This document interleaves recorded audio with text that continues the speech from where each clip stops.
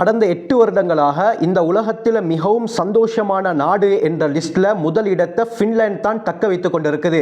Finland உலகத்தில் மிகவும் சந்தோஷமான நாடு என்ற பட்டத்தை பெற்றிருக்கிறது. இந்த அளவுக்கு பின்லாந்து சந்தோஷமாக இருப்பதற்கு, அந்த நாட்டில் இருக்கக்கூடியவங்க சந்தோஷமாக இருப்பதற்கு என்ன காரணம் என்று பார்த்தால் முக்கியமாக 7 காரணங்கள் சொல்லப்படுது. இந்த 7 காரணங்கள் முழுமையாக அந்த நாட்டிலே செயல்படுவதன் காரணமாகத்தான் அந்த நாட்டிலே இருக்கக்கூடிய மக்கள் சந்தோஷமாக இருக்கிறாங்க. அது மட்டுமல்லாமல் தொடர்ந்து 8 வருஷம் முதலிடத்தை பின்லாந்து பிடிக்குது. அது என்ன காரணங்கள், அதை பத்தி தான் இந்த வீடியோவில் தெளிவாக பார்க்க இருக்கிறோம். சேனலுக்கு ஃபர்ஸ்ட் தடவை வந்தா மறக்காம சப்ஸ்கிரைப் செய்யுங்க, மற்றவங்களுக்கும் ஷேர் செய்யுங்க, அதிக பயனுள்ளதாக இருக்கும்.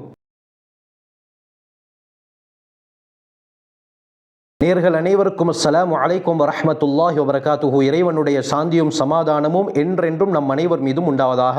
இந்த உலகத்தில் high and best education system எந்த நாட்டுடையது என்று பார்த்தால் பின்லாந்து தான் அதிகமானவங்க சொல்லுவாங்க. அதற்கு என்ன காரணம் என்று ஏற்கனவே ஒரு பதிவில் நாங்கள் பேசியிருக்கிறோம். அந்த பதிவுடைய லிங்கை நான் கீழே டிஸ்கிரிப்ஷன் பாக்ஸில் தருகிறேன், செக் பண்ணி பார்த்து கொள்ளுங்கள். அந்த நாட்டுடைய எஜுகேஷன் சிஸ்டம் எப்படியாப்பட்டது, எந்த அளவுக்கு முன்னேறி இருக்கிறது, அதற்கு என்ன காரணம் என்பதை அந்த பதிவு நீங்க பார்த்து தெரிஞ்சு கொள்ளலாம்.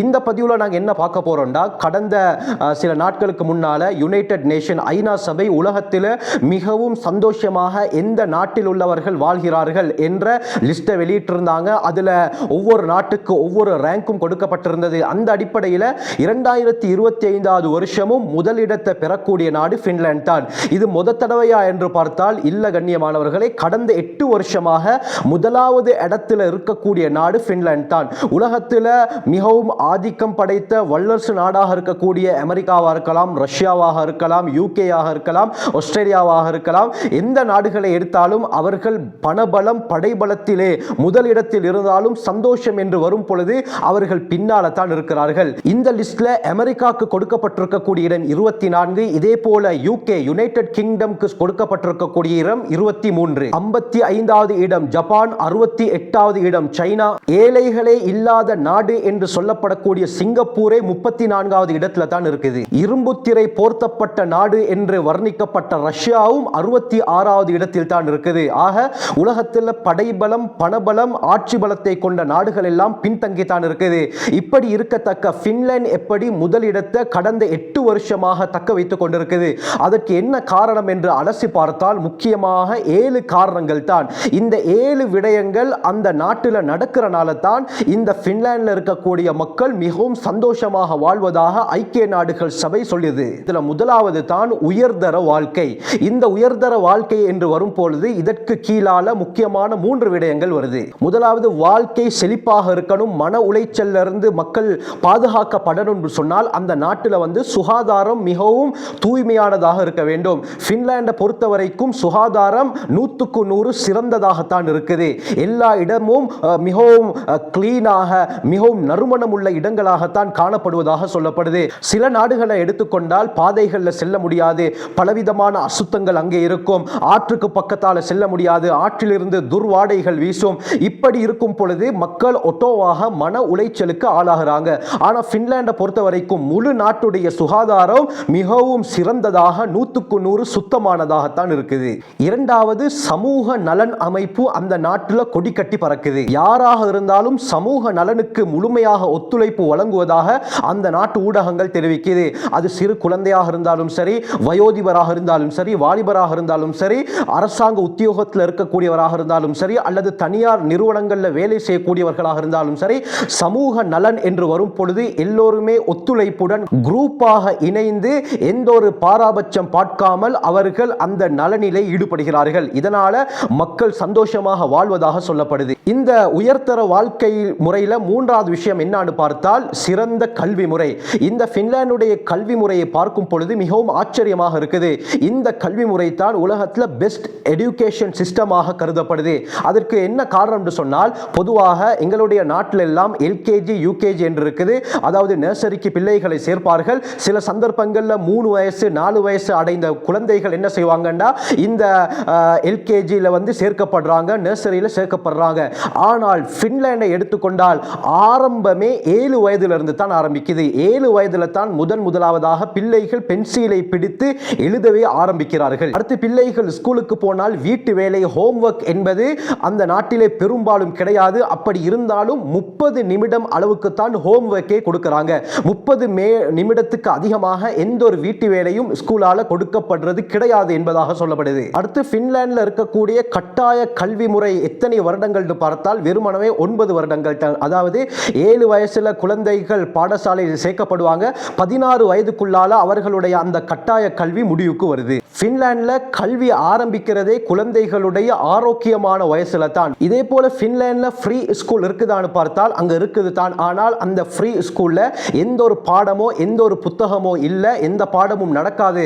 மாற்றமாக விளையாட்டு, நீச்சல், ஓவியம் வரைகிற போன்ற முக்கியமான விஷயங்கள்ல தான் குழந்தைகளை ஈடுபடுத்துறாங்க. அடுத்து இந்த கல்வி ஆண்டு, அதாவது 7 வயதிலிருந்து 16 வயதுக்குட்பட்ட அந்த 9 வருட கட்டாய கல்வி ஆண்டு இருக்குது. எந்த பாஷையில நடக்குதுன்னு பார்த்தால் பின்லாந்துடைய ஃபினிஷ் பாஷையில தான் நடக்குது. வேற எந்த பாஷையும் அந்த 9 வருடங்களுக்குள்ளால குழந்தைகளுக்கு டீச்சர்ஸ்மார் கற்றுக் கொடுக்க மாட்டாங்க. அதற்கு என்ன காரணம்னு சொன்னால் சொந்த மொழியில முழுமையாக கற்றுக்கொண்டா தான் அந்த பிள்ளைகளுக்கு முழுமையாக விளங்கும். உதாரணத்துக்கு வேற மொழிகள், இங்கிலீஷ் போன்ற மொழிகளை நாங்கள் கற்றுக் கொடுக்கும் பொழுது அதிலே சிலருக்கு விளங்கும், அதிகமானவர்களுக்கு விளங்காது. அதனால அவர்கள் என்ன படிக்கிறாங்க என்பதை கேட்ச் பண்ண மிகவும் கஷ்டமாக இருக்கும். அதனால தான் அந்த நாட்டு அரசாங்கம் முடிவெடுத்திருக்கிறாங்க, என்னண்டா இந்த கட்டாய கல்வி வருடங்கள், இந்த 9 வருடங்களுக்குள்ளால வேற எந்த ஒரு பாஷையையும் நீங்கள் கற்றுக் கொடுக்க கூடாது.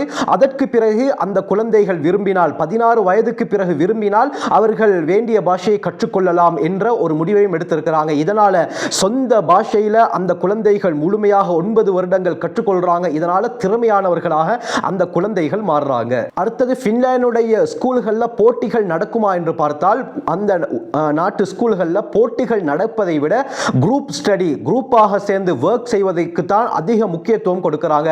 அதற்கு என்ன காரணம் தான், பிற்காலத்தில் ஏதாவது சமூக நலன்கள் ஏற்படும் பொழுது இவர்கள் இதிலே ஈடுபட வேண்டும் என்பதற்காக சிறு வயதிலிருந்தே இந்த விஷயத்தில் இவர்கள் ஊக்குவிக்கப்படுறாங்க. அதனால தான் நான் ஆரம்பத்தில் சொன்ன பிரகாரம் இந்த பின்லாந்துல வந்து சமூக நலனுக்காக வேண்டி எல்லோருமே ஒத்துழைக்கிறாங்க. இதனால தான் மிகவும் சந்தோஷமாக அந்த நாட்டிலே உள்ளவர்கள் இருக்கிறாங்க. அடுத்த ஒரு முக்கியமான விஷயம் தான் எங்கட நாடுல, எங்கட ஸ்கூல்கள்ல எப்படி ரேங்க், அதாவது எக்ஸாம் வச்சு அதுல first rank, second rank, third rank, இதே போல யாரு பாஸ் யாரு ஃபெயில் என்ற எல்லா விஷயமும் கணக்கிடப்படுது. இதனால அதிகமான மாணவர்கள் மன உளைச்சலுக்கு உள்ளாகிறாங்க. இந்த அளவுக்கு சொன்னால் இந்த ஓ லெவல் ஏ லெவல்ல யாராவது ஃபெயில் ஆகினா சமீபத்தில் வந்து எத்தனையோ மாணவர்கள் தற்கொலையும் செய்து கொள்கிறார்கள். ஆனால் பின்லாந்தை பொறுத்த வரைக்கும் அங்க எந்த ஒரு எக்ஸாமும் கிடையாது. எந்த அளவுக்கு சொன்னால் எந்த ரேங்கும் அவர்களுக்கு போடப்படாது. அப்படின்னா இந்த 9 வருட கட்டாய கல்வி ஆண்டுகள்ல எந்த ஒரு டெஸ்டும் அந்த மாணவர்களுக்கு இல்ல. அப்படி அவர்களுக்கு ஒரு எக்ஸாம் இருக்குதுன்னு சொன்னால் இந்த ஹை ஸ்கூலை முடித்ததற்கு பிறகு அவர்களுக்கு ஒரு டெஸ்ட் வைக்கப்படும். இது மட்டும் தான் பின்லாந்துல இருக்குதே தவிர அந்த கிரேட் 1, கிரேட் 2, கிரேட் 3 போன்ற அந்த கிரேடுகள்ல எந்த ஒரு எக்ஸாமும் எந்த ஒரு ரேங்கும் அவர்களுக்கு போடப்படாது. இதனால மன உளைச்சல் இல்லாமல் சந்தோஷமாக அந்த நாட்டு குழந்தைகள் சிறந்த முறையிலே கல்விகளை கற்றுக்கொள்றாங்க. ஒவ்வொரு நாளும் பின்லாந்துல ஸ்கூல் வந்து வெறுமனவே 4 மணித்தியாலங்கள் தான் நடக்கும். அதுவும் ஒரு பாடம் நடந்ததற்கு பிறகு 15 மினிட்ஸ் பிரேக் விடுறாங்க. கொஞ்சம் யோசிச்சு பாருங்க, ஒவ்வொரு நாளும் 4 மணித்தியாலங்கள் தான் பாடமே நடக்கும். அதுல ஒரு பீரியட் முடிஞ்சதுக்கு பிறகு 15 நிமிடம் பிரேக் விடுறாங்க. அதற்கு பிறகு அடுத்த பாடம் ஆரம்பிக்கும். அந்த பாடம் முடிகிறதோட திரும்ப 15 மினிட்ஸ் பிரேக் விடுறாங்க. இப்படி நடக்கும் பொழுது அந்த குழந்தைகள் எந்த அளவுக்கு உற்சாகமாக எந்த ஒரு மன உளைச்சல் இல்லாமல் கற்றுக்கொள்வாங்க என்பதை நாங்க யோசிக்கணும். அடுத்து எங்கட நாட்டில் எப்படி டாக்டர்ஸ்க்கு அதிக சம்பளம் கொடுக்கப்படுதோ, டிமாண்டாக இருக்குதோ, இதே போல பின்லாந்துல வந்து டீச்சர்ஸ்மாருக்கு அதிக டிமாண்ட் இருக்குது. இங்க எப்படி டாக்டர்ஸ்மாருக்கு அதிக சம்பளம் கொடுக்கப்படுதோ இதே போல தான் பின்லாந்துல வந்து டீச்சர்ஸ்மாருக்கு அதிக சம்பளம் கொடுக்கப்படுது. அதுவும் லேசில் டீச்சர்ஸ்மார் ஸ்கூலுக்கு எடுக்க மாட்டாங்க. அவர்களுக்கு பல இன்டர்வியூ வச்சு அதற்கு பிறகு தான் அவங்க சரியா அவங்க தகுதியா என்று பார்த்து தான் அந்த டீச்சிங் போஸ்டே அவர்களுக்கு கொடுக்கப்படுது. ஆகவே ஒவ்வொரு ஸ்கூல்ல வந்து தரம் வாய்ந்த ஹை குவாலிட்டி டீச்சர்ஸ்மார் தான் இருப்பாங்க. அடுத்து பின்லாந்துல வந்து பிரைவேட் ஸ்கூல் என்று எந்த ஒன்றுமே கிடையாது. எல்லாமே கவர்மெண்ட் ஸ்கூல் தான். அந்த கவர்மெண்ட் ஸ்கூல்ல எந்த ஒரு ஃபீஸும் எடுக்க மாட்டாங்க. அந்த நாட்டுடைய ஜனாதிபதியுடைய பிள்ளையாக இருந்தாலும் சரி, பிரதமருடைய பிள்ளையாக இருந்தாலும் சரி, அந்த கவர்மெண்ட் ஸ்கூல்ல தான் அவர்கள் படிக்கணும். அந்த ஸ்கூல்ல வந்து ஏழைகளும் படிப்பாங்க, பணக்காரர்களும் படிப்பாங்க. எந்த ஒரு பாகுபாடு இல்லாமல் எல்லாம் ஒன்றாக சேர்ந்து படித்து குரூப் ஒர்க்லையும் ஈடுபடுவாங்க. இதனால எல்லோரும் சிறு வயதிலிருந்தே சந்தோஷமாக வளர்க்கப்படுறாங்க. இந்த ஸ்கூலுடைய எல்லா செலவுகளையும் பின்லாந்துடைய அரசாங்கம் தான் பொறுப்பேற்று இருக்குது. அதனால எந்த குழந்தைகளும் எந்த பயமும் இல்லாமல் தயக்கமும் இல்லாமல் அந்த ஸ்கூல்ல படிக்கிறாங்க. சில சந்தர்ப்பங்கள் எங்களுக்கு தெரியும், எங்களோட ஏரியாக்கள்ல வந்து சில ஸ்கூல்ல சேர்க்கணும்னு சொன்னால் அதிகமான பணங்கள் தேவை. ஆனால் பெற்றோர் ஏழையாக இருப்பாங்க. இந்த சந்தர்ப்பத்தில் இவர்கள் கடன் எடுத்து லோன் எடுத்து தன்னுடைய குழந்தைகளை படிக்க வைப்பாங்க. இந்த பின்லாந்தை எடுத்துக்கொண்டால் பரம ஏழையாக இருந்தாலும் சரி, மிகப்பெரிய மல்டி மில்லியனராக இருந்தாலும் சரி, ஒரே ஸ்கூல்ல தான் படிக்கணும். இந்த கான்செப்ட்னால மிக பரம ஏழையாக இருந்தாலும் அவர்கள் படிப்புடைய விஷயத்தில், குழந்தைகளுடைய படிப்புடைய விஷயத்தில் எந்த கவலையும் பட தேவையில்லை. அவங்க தாராளமாக எந்த ஸ்கூல்ல வேண்டாலும் தன்னுடைய குழந்தைகளை சேர்த்துக் கொள்ளலாம்.